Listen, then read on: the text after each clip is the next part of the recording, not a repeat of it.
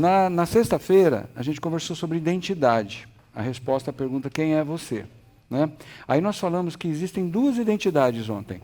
Nós falamos que existem os mortos, aqueles que não conhecem Jesus, que não têm vida de Jesus neles, aqueles que não entenderam a união deles com Jesus, que é a razão da nossa existência, e os vivos que já entenderam.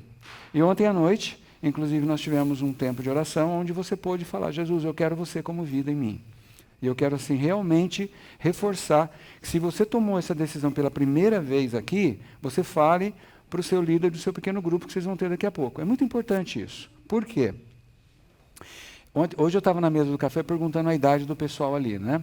A maioria de vocês, se não todos vocês, exceto o pessoal mais velho lá em cima, nasceu depois do ano 2000. Né? Por exemplo, quem nasceu em 2005 aqui? Levanta a mão. Olha aí, 2006. Alguém de 2004? 2007. Opa, 2008. 2009. Uau, 2010. Uau, 2011. Aí já começa a parar um pouquinho. Alguém de 2012? Bom, eu nem lembro agora como é que chama a geração de vocês, né? Aquele pessoal que nasceu a partir de 2000 é chamado millennials. Mas já existe um outro nome para quem nasceu depois de 2005, 2006. E vocês, presta atenção, são o alvo na guerra cultural em que nós estamos. Deixa eu repetir. Vocês que nasceram de 2005 para frente, vocês são o alvo do inimigo na guerra na qual nós estamos. O inimigo quer fazer a sua cabeça. Por que ele quer fazer a sua cabeça? Porque eu sou velho. A minha cabeça eles não fazem mais. Eu já sei certas coisas, eu já creio certas coisas, e é muito difícil mudar a crença depois que ela está instalada aqui na sua cachola. Então o que eles querem fazer? Eles querem mudar o mundo mudando a sua crença, fazendo a sua cabeça. Isso é um plano intencional, planejado há décadas. Pegar uma turminha, afastar vocês da geração mais velha, porque nós seríamos responsáveis por tudo que aconteceu de ruim no planeta. Então vamos fazer a cabeça da galera para que eles pensem como nós pensamos, inclusive jogando filhos contra os pais. Jogando filhos contra todo tipo de autoridade, tudo aquilo que representa algo tradicional. Exemplo, vamos pegar um exemplo. Ideologia de gênero. Eu falei um pouquinho sobre isso ontem. A base da ideologia de gênero é o seguinte, você pode ser o que você quiser ser. Parece lindo isso, né? Parece lindo, maravilhoso. Sim, você pode crescer, você pode estudar, aprender coisas. Eu vejo aqui a turma estudando, eu sou ruim no violão, eu vejo o pessoal tocando assim, sem nem olhar a partitura, nem nada. Né? Você pode ser um monte de coisa, mas, por exemplo, se você nasceu num corpo macho, você nunca vai ser uma mulher. Você nunca vai ser uma mulher. Hoje o pessoal fala cisgênero, ou seja, tem esse gênero, tem aquele, tem aquele, tem aquele. Existem dois sexos, macho e fêmea. Foi assim na história da humanidade durante milênios. E, de repente, alguém resolveu que vai mudar tudo isso. Por quê? Porque nós queremos resolver os problemas do ser humano. Agora, presta atenção. Qual é o problema do ser humano que eu falei na sexta-feira e ontem? Qual é o problema? Qual é o problema verdadeiro do ser humano? Vamos ver quem estava acordado e prestou atenção. É o comportamento ou é a morte espiritual? É a morte espiritual. O problema da humanidade é a morte espiritual. Se nós não tratarmos a partir da morte espiritual, qualquer tentativa de resolver os problemas da humanidade serão fúteis. Serão soluções paliativas. Deixa eu dar um exemplo para vocês, a distribuição da riqueza. Existe uma injustiça na distribuição da riqueza? Sim, existe. Porque alguns trabalham mais, se esforçam mais, e ganham mais, e acumulam mais, e poupam. Existem os corruptos que roubam.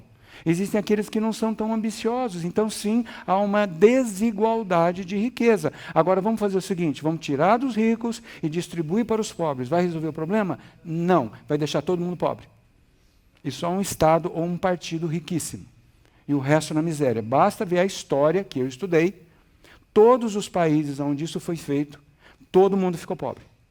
E destrói o sistema econômico. Porque existe uma coisa chamada lei de mercado. que esse pessoal não respeita. Então, por que eu estou falando tudo isso? Eu estou falando isso pelo seguinte: vocês são o alvo. Essa galera, essa turma que é uma militância pequena dentro da população, odeia tudo que é conservador, odeia tudo que é tradicional, porque acredita que essas coisas causaram males. O mal da sociedade é uma coisa chamada pecado, que é separação de Deus. Esse é o mal das pessoas. E esse pessoal jogou a Bíblia fora, jogou a igreja fora. A igreja aqui como instituição. Não estou falando dessa da igreja ou daquela igreja. Agora, a igreja tem uma dose de culpa, sim. A igreja, lamentavelmente, na história, a igreja fez coisas e tem feito coisas horríveis.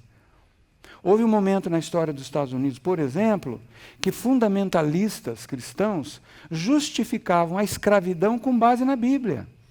Usavam a Bíblia para justificar pessoas brancas terem escravos negros. Isso foi justificado nos Estados Unidos. Pregadores famosos usavam textos bíblicos para justificar isso. Se você tirar um texto da Bíblia fora do contexto, é motivo de pretexto. Alguém escreveu, não é verdade? Então você pode justificar tudo. Usam textos bíblicos para justificar a mulher ser subjugada pelo homem. Há uma confusão entre liderança do homem, né, e a mulher virar capacho. Então, na história, muitas mulheres sofreram demais a partir de justificativos usando texto bíblico. Então é possível, aí chega o cara que não gosta da Bíblia, pega essas coisas, joga na sua cara e fala, está vendo? A Bíblia é um livro opressor. Não é? Hoje eu, um homem branco, de meia idade, não é? Sou, por tabela, opressor. Basta ser um homem branco de uma certa idade, você necessariamente é opressor. De onde vem isso? Do pai de todas as mentiras. Porque ele é o ladrão que quer roubar, matar e destruir. E ele quer roubar o seu coração. E por que ele quer roubar o seu coração? Porque o seu coração foi criado para conter Deus. Ele quer ocupar o lugar de Deus no seu coração. Ele quer ser o seu Deus. Então a tua cabeça tem que estar feita com a verdade. Conhecereis a verdade e a verdade vos libertará. E vocês estão entrando num momento da história que talvez seja um momento crucial da história. E eu como um homem mais velho, tenho que pedir perdão a vocês, adolescentes, porque nós temos feito muito pouco para preparar vocês para esse momento da história. Nós, como igreja, temos sido, eu nem sei que palavra que eu vou usar, irresponsáveis, talvez, incautos ou alienados, eu não sei. Nós não percebemos o que o marxismo cultural cozinhou em fogo baixo durante décadas, desde o final da Segunda Guerra Mundial. Preparou uma agenda para pegar a cabeça de vocês. E nós sentamos, dormimos no ponto, como se diz. Mas nunca é tarde demais. Nós podemos tomar uma decisão hoje. E ontem eu falei o seguinte, você tem que saber quem você é. Porque sabendo quem você é, você vai saber quem você não é. Porque vão jogar para você 1001 identidades falsas, tentando convencer que você é o que eles querem que você seja. Mas aonde você vai encontrar a sua verdadeira identidade? No teu Criador. Então eu falei para você ontem, pergunta para Deus, Deus, quem sou eu? O que é que o Senhor diz que eu sou? E não é só cantar e falar, eu sou filho de Deus. Entenda, você tem o DNA espiritual de Deus, por isso que você é filho. Você não é filho de Deus porque você é bonzinho, você não é filho de Deus porque você não fala palavrão, você não é filho de Deus porque você não usa droga ou coisa desse tipo. Tudo isso é muito bom. Que bom que você não usa droga, que bom que você não fala palavrão, etc. Mas o que torna você filho de Deus é você ter o DNA espiritual de Deus em você, você ter Cristo em você. Ele ter se unido a você. Por isso que ontem, eu acho que eu exagerei um pouco, dei um monte de textos para vocês, porque eu queria mostrar na Bíblia o que é que Deus fez para você ser unido a Cristo e passar a ter a natureza de Jesus. Esse é o novo nascimento. E a decisão é aceitar o que Deus fez e receber. É um presente. Por isso chama graça. Né? Então ontem você teve essa oportunidade e hoje no seu pequeno grupo você vai conversar com a sua galera. Porque se você não souber quem você é, nesse mundo que você está, você vai ser devorado pelo inimigo. Ele vai roubar, matar e destruir você. De todas as formas possíveis e imagináveis. Tá certo? Essa história do que a igreja pode fazer é outra coisa que eu quero desafiar outras igrejas. E essa igreja tem sido uma igreja muito receptiva. E eu percebo que é uma rara igreja que faz o tipo de coisa que essa igreja faz. Entende? de reunir pais para discutir essas coisas todas. Isso é uma coisa maravilhosa, que muitas igrejas possam ser assim. Então há uma batalha agora, porque agora você é vivo. Em Cristo você é um ser espiritualmente vivo. Eu falei que existem 2 tipos de pessoas no planeta Terra, só 2. Os que estão mortos no primeiro Adão, aqueles que ainda estão apenas descendentes do primeiro Adão, porque toda pessoa na face da terra, toda pessoa veio de Adão e Eva. E Adão e Eva geraram filhos à sua imagem e semelhança. Está em Gênesis 5:3. Geraram filhos espiritualmente mortos, desconectados de Deus, que começaram a procurar vida do lado de fora. Isso é uma tragédia, porque a vida é para ser encontrada do lado de dentro. Deus nos criou para estar em nós, se revelar a nós, através de nós, como nós. Essa é a razão da nossa existência, é conhecer esse Deus de dentro para fora e expressá-lo. Você é uma expressão do Deus eterno. Isso é fantástico, é uma coisa que eu peço que o Espírito Santo revele a você. Agora você está vivo, mas você nasceu um bebê, você precisa crescer. Porque na batalha, quem vence batalha, quem cresce na batalha são os adultos. Você tem que crescer para poder experimentar a vitória que já é sua nessa batalha do crescimento. Então nós já sabemos a nossa verdadeira identidade, filhos e filhas amadas de Deus, e você não é filho porque você fez ou deixou de fazer, você é filho porque Deus fez algo por meio de Cristo para você ser regenerado, refeito, recriado, uma nova criatura, uma nova raça. Lembra que eu falei, vocês são o que mesmo? ETs. Fala assim, eu sou um ET. Vira para a pessoa e fala assim, você é um ET.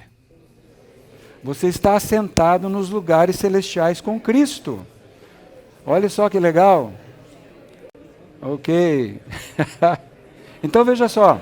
Shhh. Ei, pode ficar quieto, seus ETs. Não era para conversar. Mas isso é verdade. Parece brincadeira, mas é verdade. Presta atenção. Você é um ser espiritualmente vivo num necrotério espiritual. E ontem eu falei uma coisa importante para você não se esquecer. Se você é vivo e você chega na sua escola, chega no seu grupo, etc. e tal, e eles não têm vida, eles vão querer moldar você ao jeito deles. Aí você vai ter que escolher. Eu vou deixar que eles me moldem, eu vou me amoldar, tomar a forma desse mundo, ou eu vou influenciar esse mundo. Não existe neutralidade. Não existe neutralidade. Se você entendeu que você é vivo em Cristo, você vai ser odiado por ser vivo em Cristo. Jesus avisou. Vocês vão ser odiados por causa do meu nome. A sua existência. Você entrar num lugar onde domina as trevas, você vai ser odiado. Mas não tenha medo. Porque maior é o que está em você do que o que está no mundo. Não tenha medo. Tá? Pelo contrário, se levante com coragem. E ontem, na hora do louvor, algo veio muito forte ao meu coração, dizendo assim, que Deus está levantando uma geração. E eu creio que é a geração de vocês. Eu acredito que é a geração de vocês. E essa geração vai enfrentar algo como nunca na história da cristandade foi enfrentado. Uma apostasia, heresias, barbaridades espirituais terríveis vão acontecer, mas Deus vai levantar homens e mulheres, que são vocês, que vão virar o mundo de ponta cabeça. Mas você precisa saber quem você é. Então receba a sua identidade de filho amado, filha amada. Consideramos também o que foi a queda. Acreditar em mentiras. E por que isso é importante? Porque hoje estamos no mundo da fake news. Não é só fake news, é fake science. Sabe o que é fake science? Eu vou contar para vocês. Vamos supor que eu sou empresário. E eu quero provar, convencer as pessoas que um produto que eu produzo não faz mal à saúde. Aí eu encomendo uma pesquisa científica, muito bem paga e financiada numa universidade de renome, para que eles façam uma pesquisa e que o resultado das pesquisas diz que aquele produto não causa problema para a saúde. Isso é fake science. Eles seguem todo um protocolo e apresentam lá, falam, olha, nós estudamos esse produto e realmente ele não faz mal à saúde. E eu, empresário, encho meus bolsos de dinheiro, sem ir para a justiça. Existe a fake science, existe a fake news. Eu acho que a gente já pode falar, né, pastor Glenn, na fake theology. Já tem uma teologia falsa. E essa teologia falsa não começou hoje, né? Lá nos tempos de Paulo, o pessoal já brigava muito por isso. Atanásio brigou com os arianos. E assim, na história da igreja, essa coisa de inserir mentiras no meio de um pouquinho de verdade é antiga. Lembra da pescaria, do anzol? É assim que o inimigo faz. Então, eu falei para você, toda vez que você peca, que eu peco, o que aconteceu? Você acreditou em alguma mentira. Então, peço ao Espírito Santo, quais são as mentiras nas quais eu ainda creio? Porque quando eu conheço a verdade, ela me liberta. Tá bom? Muito bem. Também já sabemos o que Deus fez para que pudéssemos ser libertos e restaurados como seus filhos amados e espiritualmente vivos. Opa, já foi feito o evangelho completo. O corpo de Jesus foi partido por nós para remover pecado no singular e nos incluir nele. E o seu sangue derramado para perdoar pecados. Então Deus resolveu numa tacada só 2 problemas: natureza espiritual e comportamento pecaminoso. Numa tacada Deus resolveu as 2 coisas. E nós vimos ontem como que Jesus trata a mulher apanhada em adultério. Por que ele pode falar, eu não te condeno? Porque ele é o Cordeiro de Deus que tira o pecado do mundo. E aí ele fala, agora que você tem a minha vida dentro de você, você pode ir e não ter mais o pecado dominando. Você vai e não peques mais. Ok? Muito bem. E agora, o que fazer? Agora podemos crescer na nossa verdadeira identidade. Crescer para quê? Para tomar posição nesse momento da história. Deus está preparando você para reinar com Jesus. Quem vai reinar com Jesus? As crianças? A criancinha vai ficar no berçário real. O tadinho do Charles, aos 73 anos, vai ser rei. O cara está esperando desde os 20, né? Mas a mãe dele demorou muito para morrer. Agora, aos 73 anos, o cara está aposentado, vai começar a trabalhar, pastor. Como é que pode um negócio desse? Ô dó, né? Daqui uns dias, o filho dele... E o pior, que ele pegou o nome Charles III, né? Os 2 Charles anteriores tiveram vidas trágicas e curtas.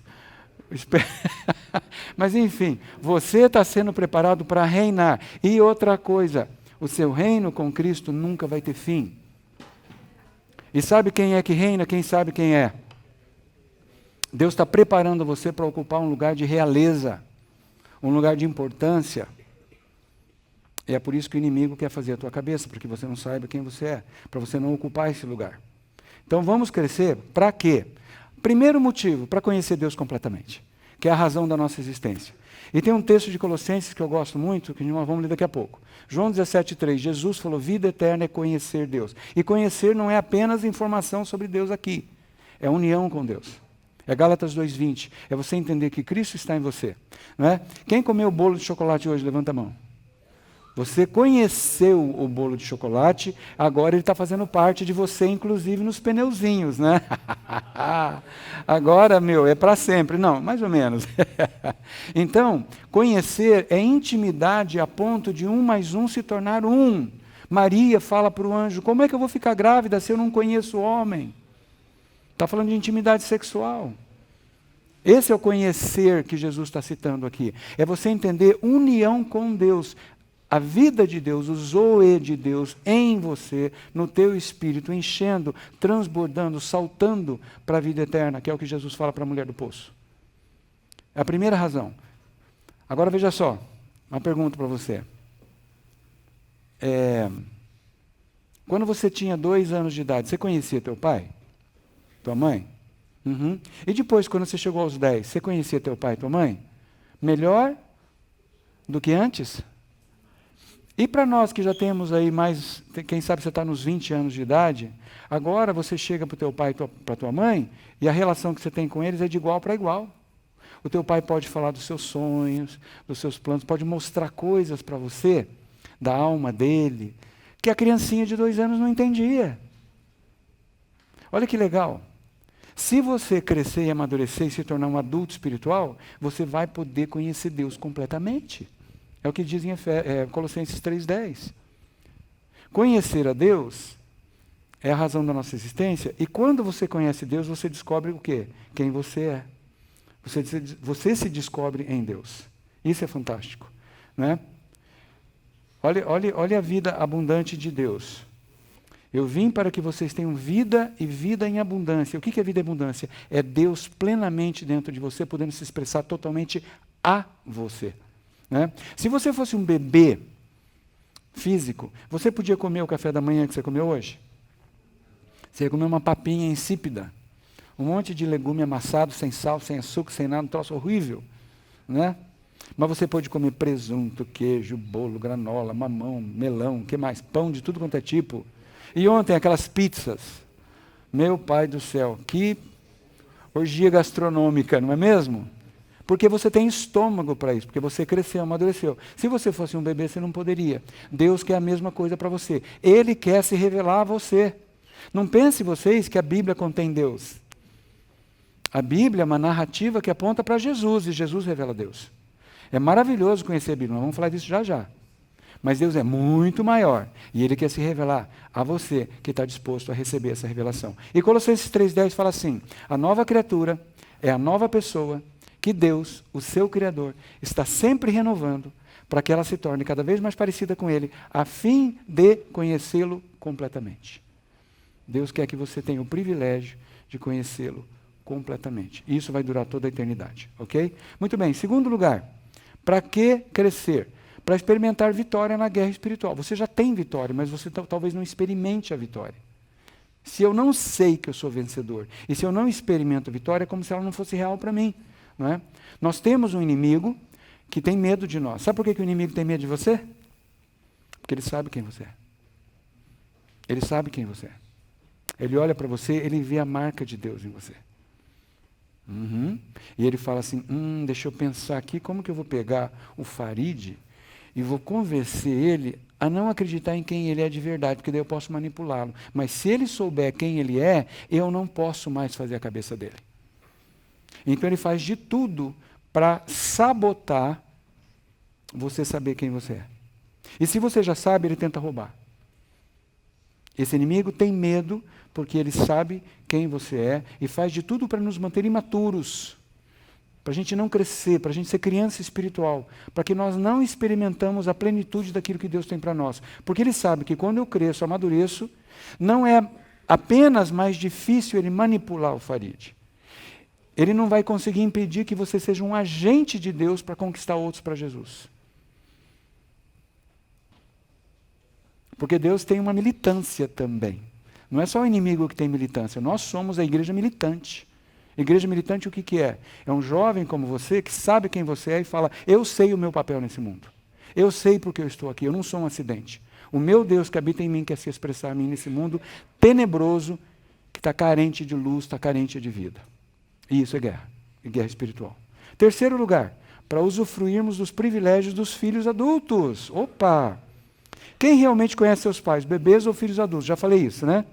Quem desfruta dos bens dos pais? Quem aqui já pode pegar a chave do carro do papai, da mamãe, e daí sair para passear na cidade? Quem já pode fazer isso? É quem é adulto. Vocês têm carteira de motorista? Tem carteira de motorista, já tem mais de 18 anos. Se vocês não continuarem crescendo, vocês não vão poder pegar a chave do carro, vocês não vão ter carteira de motorista, não vão poder usufruir. Imagina você chegar no céu, pessoal, presta atenção. Você chega no céu, tem uma garagem celestial cheia de carrão, ou naves espaciais, e um painel cheio de chaves ali. Quem que vai pilotar aquelas naves? Quem é que vai entrar naqueles carros e dirigir? As crianças, os bebezinhos espirituais? Não, os adultos. Os bebês espirituais vão lá para o berçário trocar fraldinha. Tá certo? Eu quero tudo que Deus está preparando. Você também quer? Então cresça, amadureça. Quem participa daquilo que os pais fazem, de igual para igual? São os adultos, são os filhos adultos. E quem é que vai governar com Cristo? Bebês ou adultos? São os adultos espirituais também. Tá? Quarto lugar, para expressarmos Deus no mundo ao nosso redor. Essa é uma forma maravilhosa, é um dos motivos maravilhosos para crescermos. Já pensou que beleza? Nós estamos num hospital espiritual, num necrotério espiritual, e de repente a vida e a presença de Deus em nós leva cura, leva vida para pessoas sedentas de vida, de saúde espiritual. Já pensou você ser a mão de Deus tocando nas pessoas? Você sendo a boca de Deus, falando verdades libertadoras? Você sendo os braços de Deus para abraçar uma pessoa que precisa de amor? E você sendo também uma personalidade que é capaz de enfrentar o mal e falar, eu não aceito você entrando na minha casa, na minha igreja, no meu país. Uau! Para isso você precisa crescer. Somos a presença de Deus no mundo de trevas ao nosso redor. Podemos fazer diferença no mundo em que vivemos, desde que saibamos quem somos e que estejamos dispostos a assumir a verdadeira identidade. Vamos ser odiados? Com certeza. Mas estaremos do lado vencedor. E Jesus falou, não tenha medo. Eu estou com vocês. Ele não nos disse que nós não teríamos sofrimento, mas ele disse que ele nos guardaria. E ele tem nos guardado. Graças a Deus por isso. Então agora, qual é o meu papel nesse crescimento? Quais são alguns princípios práticos? Porque eu queria deixar umas coisas práticas para vocês. Em primeiro lugar, lembrar que o crescimento é uma jornada, é uma viagem. Não é Star Trek, não é? Que você entra naquela câmera lá e zap, some daqui e aparece lá em outro lugar. Não existe isso. É um dia após outro dia, certo? Você precisa ter paciência. Esse crescimento dura a nossa vida toda. Tá? E todos nós, sem exceção, eu inclusive estou nessa jornada. Não é porque uma pessoa é mais velha cronologicamente que ela para de crescer espiritualmente, pelo contrário. Hoje eu estou passando por um processo que Deus está renovando muita coisa na minha vida. O ano passado eu senti Deus falando comigo assim, Vili, eu vou tirar coisas velhas para colocar coisas novas. Aí vem o quê? A poda. Né? Para tirar o velho tem que podar. Para crescer o novo tem que podar o velho, senão o novo não cresce. Eu plantei uma videira lá em casa só por causa disso. Não é nem pela uva, é pelo processo de ter a videira. Eu acho fantástico. Uma das partes favoritas da Bíblia para mim é João 15. Né? Segundo lugar, o evangelho completo é a bússola. Nós precisamos de um direcionamento. Nós precisamos de um rumo, de um norte. Olha aí a bússola apontando para o norte. O evangelho completo, já falei, o que é? É eu saber quem eu sou em Cristo. Uma das piores coisas a um soldado é ficar perdido no campo de batalha. O Dilson está aqui? Cadê o Dilson? Ah, não está aqui. O Dilson trabalha num ambiente difícil, tenebroso. Imagina no meio do trabalho dele, ele ficar perdido e esquecer quem ele é. Trabalha no meio de bandido. Né? Como que ele vai ficar se ele não souber quem ele é na batalha? E o evangelho completo é o corpo de Jesus partido para nos incluir nele, o seu sangue derramado para nos perdoar os pecados, nos dando a nossa verdadeira identidade de filhos amados de Deus. Ok? Isso está lá em Efésios 2, 8 e 9. Terceiro lugar, não viaje sozinho. Então você volta amanhã para as suas aulas, para a sua escola, para o seu meio, etc. e tal. Eu espero que aqui nesse ambiente de 150 adolescentes, vocês se conectem e descubram, opa, aquele lá também estuda na escola que eu estudo, ele mora perto de mim. Ele agora sabe quem ele é em Cristo, eu também sei. Nós vamos nos unir na escola, nós vamos andar juntos, nós vamos nos aproximar e nós vamos procurar outros na escola, no meio ambiente, que tenha a vida de Jesus neles, para a gente se fortalecer uns aos outros. Soldado não luta sozinho. Soldado luta no batalhão. Soldado que luta sozinho leva um tiro no meio da testa. Então não viaje sozinho. Procure alguém para discipular vocês. Está um monte de gente de camiseta cor-de-rosa aqui. Você conheceu um monte de gente fantástica que pode te ajudar, independentemente da igreja que você frequenta. Você conheceu gente aqui que ama você e que está disposto a caminhar com você. Procure essas pessoas. Tá? Olha aí que legal. Ontem eu vi alguns de vocês fazendo isso. Tenha alguns companheiros de viagem com quem você possa compartilhar suas fraquezas, lutas, derrotas e vitórias. Lembra que eu falei sobre intimidade com vocês? O que é intimidade? Intimidade é ficar nu. Ficar nu. Eu não estou falando disso aqui, tirar essa roupa. Estou falando de tirar essa máscara. Sabe por que muita gente está tirando essa roupa e experimentando essa intimidade? Porque falta essa. O que é intimidade? É eu poder ser autêntico, eu mostrar quem eu sou para você, com as minhas fraquezas, com as minhas lutas, com os meus pecados, com os meus vícios, com as coisas que eu ainda faço de errado, você fazer a mesma coisa e nós amarmos uns aos outros, falando, vamos crescer juntos. Tiago 5,16 fala, confessai vossas culpas uns aos outros para serdes curados. Olha que não está falando de perdão. 1 João fala que se nós andarmos na luz, nós somos purificados. Não está falando de perdão. Perdoados nós já fomos. Mas por que às vezes nós somos perdoados e não abandonamos aquilo que nos aprisiona? Porque nós não temos a verdadeira comunhão, a verdadeira intimidade. E sabe da maior? Quando eu não tenho intimidade emocional e espiritual, fica quase irresistível não ir para a intimidade sexual, que foi feita por Deus para o casamento entre um homem e uma mulher. algo reservado lá na frente. É a sobremesa. Tá certo?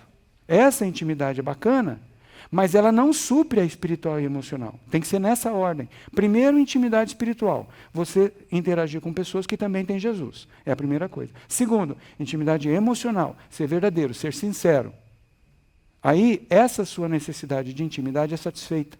E você consegue segurar a sexual para o casamento mais tarde. Está claro isso, gente? Isso é muito importante, porque o mundo aí diz o contrário. Então você não vai viajar sozinho, você vai ter um grupo pequeno, 2, 3 pessoas, com quem você pode ser honesto, você pode ter transparência, intimidade autêntica, ao invés da falsa. Porque a falsa intimidade sexual, ela não satisfaz, ela vira vício sexual. Eu sei disso porque eu já passei por isso. Se eu soubesse disso naquela época, talvez não tivesse feito as coisas que eu fiz. Não é? 1 João 1, 9 e 10 fala de intimidade, fala da verdadeira comunhão. Quarto lugar, use os recursos e armas disponíveis. Primeira coisa, tempo a sós com Deus. Você aprender, desenvolver um hábito de separar tempo para estar com Deus. Hoje de manhã eu aproveitei e desci aqui para baixo, fui ali numa das churrasqueiras, tive um tempo bem gostoso com Deus, conversando com Ele, até pedindo para Ele, Senhor, o que eu devo compartilhar hoje de manhã com seus filhos e filhas? Tá? Meditação na palavra de Deus. O Salmo 1 fala assim, bem-aventurado o homem, a pessoa que medita na palavra. Meditar é virar vaca. Você pega um texto e fica mastigando, remoe, engole, volta para a boca, que nojo, mastiga de novo, engole de novo, volta, é mais ou menos isso.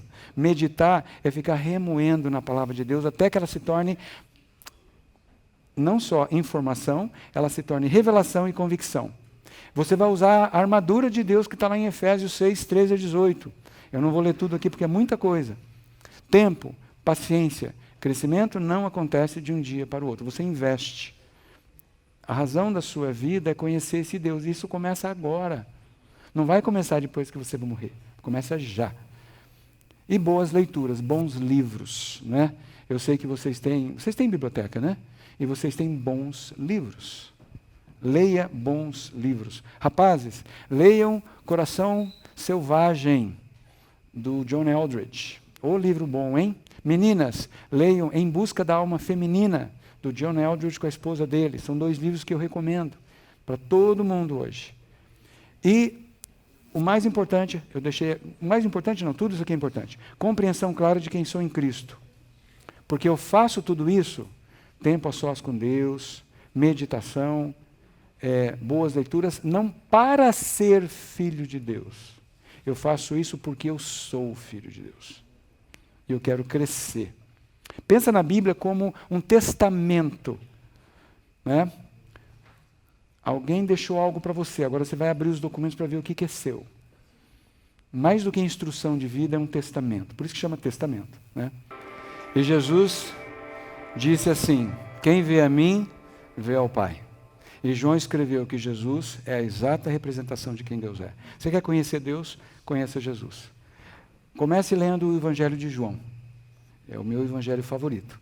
João entendeu e narrou não apenas o que Jesus fez. João entendeu e narrou o que Jesus é. E Jesus é vida em você. Então comece com o Evangelho de João. É um evangelho fácil de ler, gostoso de ler. E depois vá para Colossenses, Gálatas, Efésios. Aí você começa a ler as outras coisas, tá bom? Muito bem. Então, quinto lugar, não desanime quando você levar um tombo. Nessa jornada, nesse crescimento, não é? Quem de vocês aprendeu a caminhar sem levar um tombo? Não é? Quem aprendeu a andar de bicicleta sem se esborrachar uma vez ou outra? Não é? Eu lembro quando eu estava morando nos Estados Unidos, eu fui aprender a patinar no gelo.